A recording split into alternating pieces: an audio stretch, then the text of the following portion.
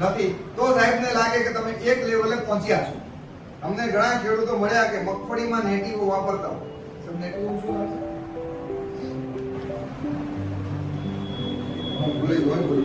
બહુ high and લેવલની fungicide છે, બરાબર?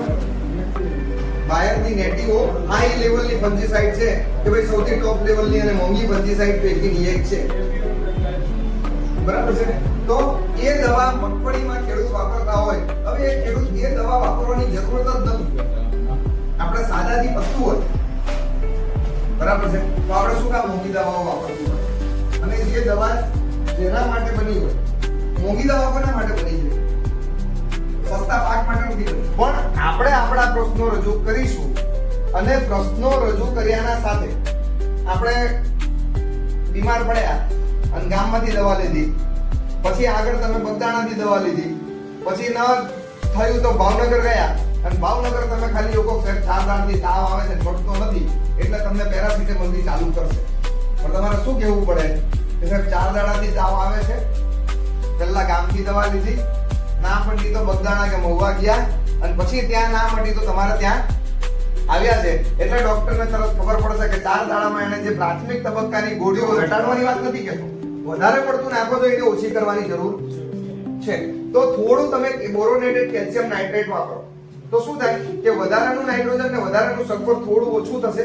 અને બીજું, બોરોન અને કેલ્શિયમ એ બેની ખામી હોય તો તમારી ડુંગળીની ટોચ બળે. તો બોરોનેટેડ કેલ્શિયમ નાઇટ્રેટ તમે વાપરશો તો નાઇટ્રોજન પણ મળી જશે, બોરોન પણ મળી જશે અને કેલ્શિયમ પણ મળી જશે.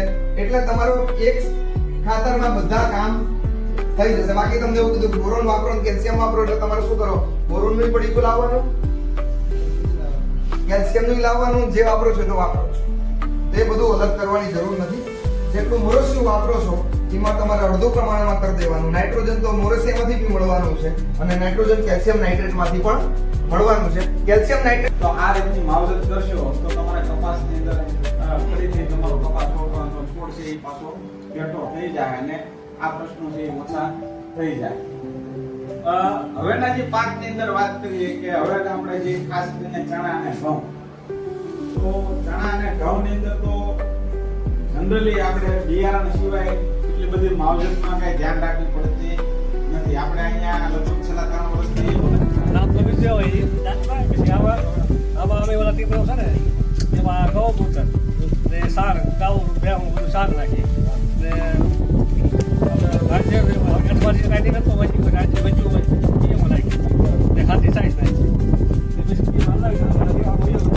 વજનવાળી લેવા લઈ આવે પછી આ બધી રાંધવામાં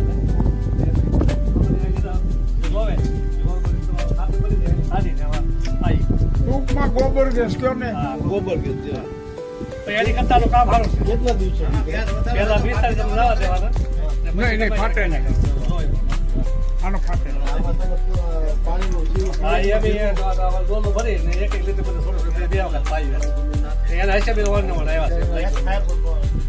આના લીધે શું જમીનની અંદર છે ને સૂક્ષ્મ જીવાણુની સંખ્યા તમારો વધી જાય, જે ફાયદાકારક આપણે છે. તમારો જે કચરો હોય ને એ બધો ફરી જાય, એનો એનેરોબિક કન્ડિશન એટલે કે આમાં છે ને હવા વગર ફળે.